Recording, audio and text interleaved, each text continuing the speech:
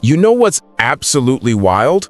We sit here in 2025 watching Pep Guardiola have a meltdown because his inverted fullback didn't invert properly, and we think football tactics are complicated now.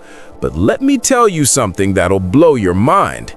There was a time when football teams literally had no idea what a formation even was, like zero concept. And the way they figured it out is honestly one of the most chaotic, hilarious, and genuinely fascinating stories in sports history. So grab a drink, get comfortable, because we're about to dive into a story that involves Victorian gentlemen refusing to pass the ball. A team that basically invented parking the bus by accident. And the moment someone realized that maybe, just maybe, having everyone sprint forward at the same time wasn't the smartest idea. Picture this. It's the 1860s in England. Football is barely a real sport yet. Different schools are literally playing by different rules. Some places let you catch the ball with your hands. Other places say that's cheating. Some games have goals, some don't. It's pure madness. But here's where it gets interesting. When they finally agreed on some basic rules in 1863, nobody thought about tactics. Nobody sat down and said, hey, maybe we should organize ourselves. You know what the first teams did? They literally just put everyone on the field and said, go get the ball. I'm not exaggerating. The first formation, if you can even call it that, was basically 1-1-8. One goalkeeper, one defender, and 8 forwards. 8 people whose only job was to run at the goal with the ball. No midfield, no defensive structure, just pure, unfiltered attacking chaos. And you might be thinking, okay, but surely they passed the ball around, right? Oh, honey, no. No! Passing was considered cowardly. I'm being completely serious. In Victorian England, if you passed the ball to a teammate, people thought you were weak. Real men dribbled the ball themselves all the way to the goal. Passing was for people who couldn't do it alone. Can you imagine? You're watching a football match and someone passes and the crowd literally boos them for not being brave enough to take on all 11 opponents by themselves? Wild. So England is out here playing rugby, but with their feet, just absolute chaos on the field. Everyone's sprinting forward like their lives depend on it. And then Scotland shows up and changes everything. Here's what happened. England and Scotland played their first international match in 1872. England brought their usual approach, 8 forwards, barely any defense, just vibes and Victorian masculinity. They probably thought they were going to destroy Scotland. Scotland showed up with something nobody had ever seen before. They played with 6 forwards instead of 8. They kept some players back. And here's the absolute game changer. They passed the ball to each other on purpose, as a strategy. The English were confused. The crowd was confused. Everyone was like, wait, you can do that? And Scotland just casually played them off the park. The match ended 0-0, but everyone who watched it knew something fundamental had shifted. The Scots had discovered something revolutionary. If you pass the ball, it moves faster than any player can dribble it. Mind-blowing stuff, right? But in that era, this was like someone discovering fire. The Scottish players were actually working together as a team, instead of as individuals who happened to be on the same field. And the formation they used, it became known as the 2-2-6. Still extremely attacking by modern standards, but compared to 1-1-8, it was basically Jose Mourinho's wet dream. Now let me tell you about Sunderland in the 1890s, because this is where things get really interesting. Sunderland was dominating English football. They were called the team of all talents, and they were winning everything. But they had a problem. Their best players kept getting injured, and back then, there were no substitutes. None. If someone got hurt, you played with fewer players. So Sunderland's manager, a guy named Tom Watson, had to get creative. He did something that sounds obvious now, but was revolutionary then.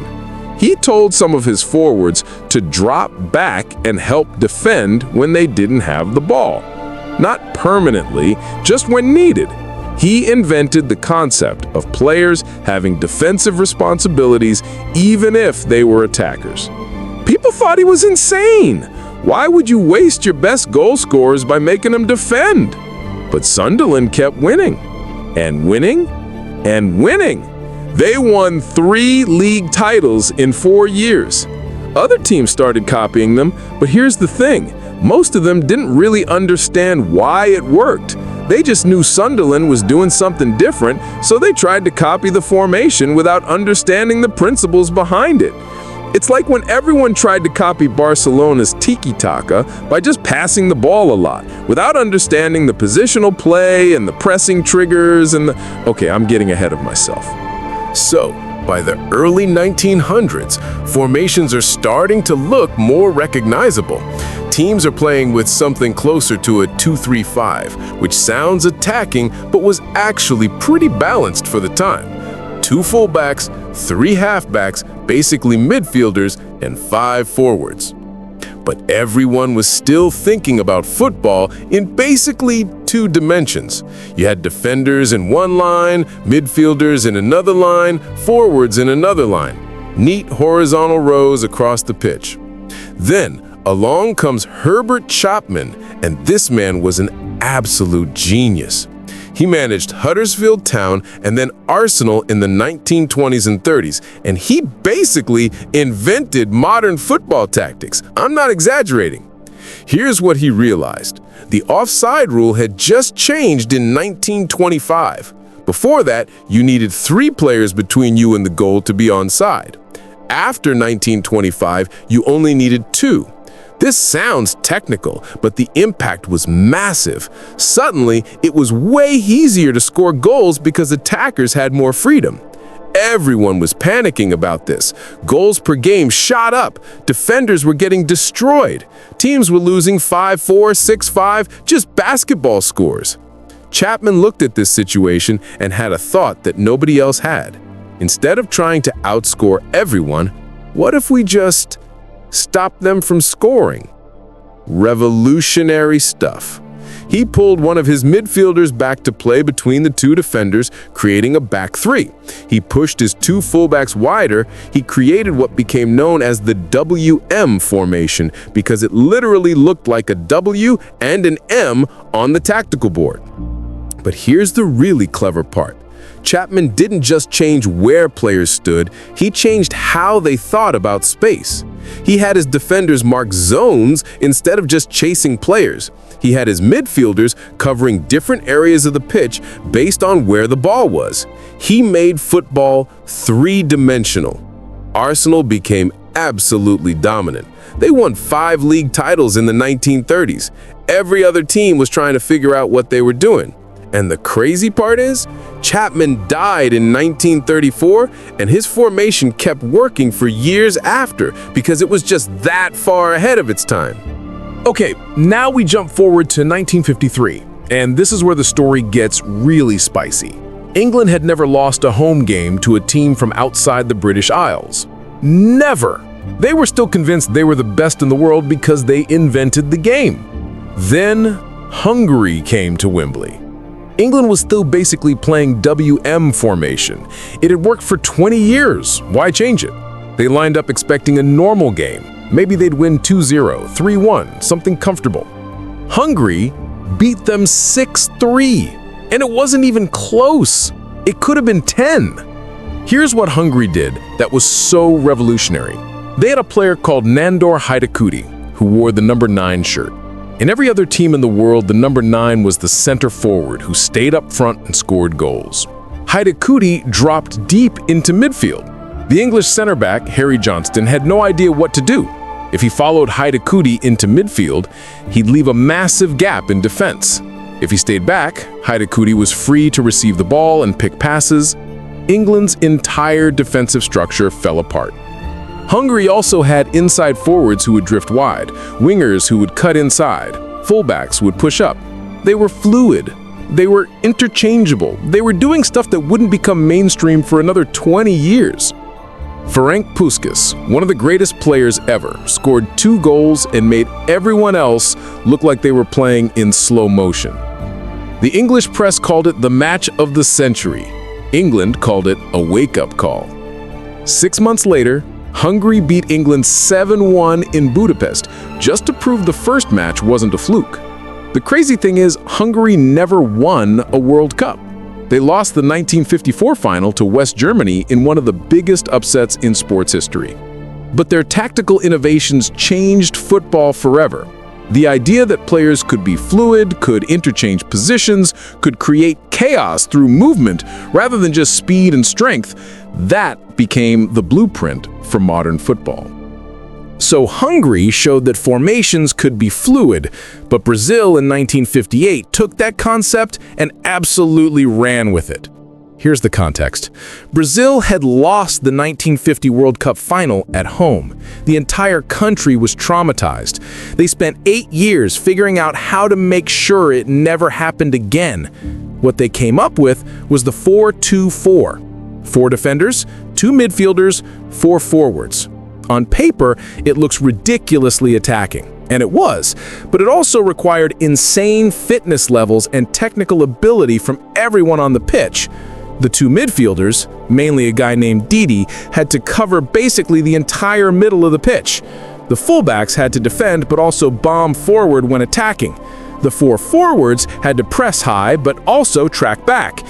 And you know who made his World Cup debut in this system? A 17-year-old kid named Pelé. Brazil won the 1958 World Cup playing the most entertaining football anyone had ever seen. They scored 16 goals in 6 games. Pelé scored 6 of them. And suddenly every team in the world was trying to play 4-2-4. The problem was most teams couldn't do it. They didn't have Brazil's technical ability. They didn't have players who could defend and attack at the level required. So they'd try to play attacking football and just get destroyed on the counter. This led to one of the most important tactical innovations of the 1960s. Teams started pulling one of those forwards back into midfield, creating the 4-3-3. More control, slightly less attacking, but way more balanced. This formation, with various tweaks and modifications, has basically been the default for top teams ever since. By the 1970s, football tactics had basically split into 2 philosophies, and they couldn't have been more different. Italy developed catenaccio, which translates to door bolt. The idea was simple. You lock the door, you don't concede goals, you nick a goal on the counter, you win 1-0. They added a libero, a sweeper who played behind the defensive line and cleaned up any mistakes. Italian teams in the 60s and 70s were incredibly hard to beat. They'd sit deep, absorb pressure, frustrate opponents, and then hit them on the break. Inter Milan won 2 European Cups this way. It wasn't pretty, but it was effective. Meanwhile, in the Netherlands, Ajax and the national team were developing something called total football, and this was the complete opposite philosophy. Total football said that every player should be able to play every position. The striker should be able to defend. The defender should be able to attack. Everyone should be comfortable anywhere on the pitch. It required insane intelligence, technique, and fitness. Johan Cruyff was the centerpiece of this system. He could play striker, but he'd drop into midfield. He'd drift wide. He'd even drop into defense. Wherever he went, an Ajax teammate would fill the space he left. It was beautiful, free-flowing football that looked like chaos, but was actually incredibly structured. Ajax won 3 European Cups in a row from 1971 to 1973. The Netherlands made the 1974 World Cup final playing this system. They lost to West Germany, but total football influenced a generation of coaches. The funny thing is, both systems, catenaccio and total football, required similar things.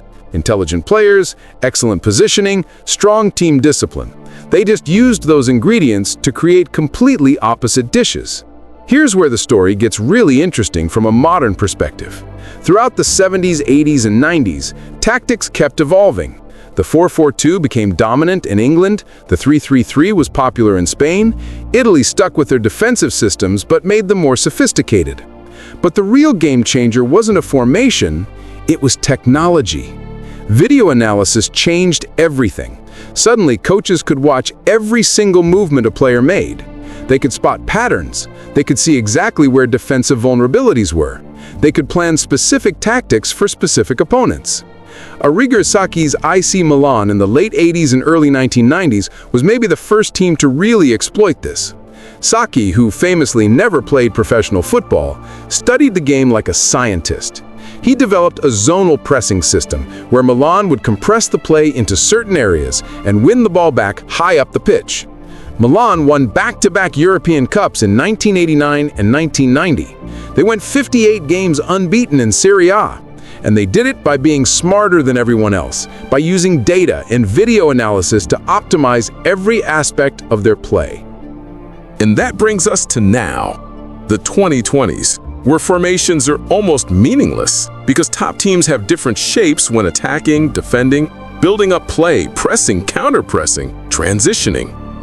Pep Guardiola has his goalkeeper playing as a midfielder. He has his center back splitting wide to the touchline. He has his wingers cutting inside while his fullbacks invert into midfield or push high and wide depending on about 17 different variables. This is the same sport that 150 years ago was just 8 guys trying to dribble through everyone. The wild thing is, we're not done evolving. Every season, some coach tries something new. Some team finds a new way to exploit space or create overloads or press more effectively. Football is still figuring itself out. And it all started because some Scottish guys in 1872 had the revolutionary thought, hey, what if we pass the ball? From 1-1-1-8 to inverted fullbacks, from passing is cowardly to tiki-taka. From Herbert Chapman pulling a midfielder back to create the WM to Guardiola's team morphing into 5 different shapes in one possession. The story of football formations isn't just about tactics, it's about innovation, creativity, and people constantly asking, what if we tried something different? It's about how a working-class sport, invented by Victorian schoolboys, became a tactical chess match played by some of the smartest minds in sports.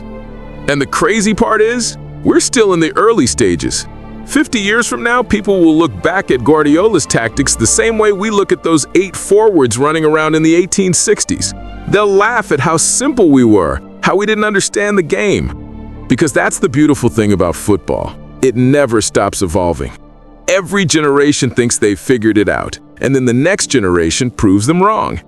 Those Victorian gentlemen who refused to pass the ball probably thought they had football all figured out. Then Scotland showed up and changed everything. England thought the WM formation was unbeatable. Then Hungary destroyed them. Everyone copied Brazil's 4-2-4 until they realized they couldn't pull it off.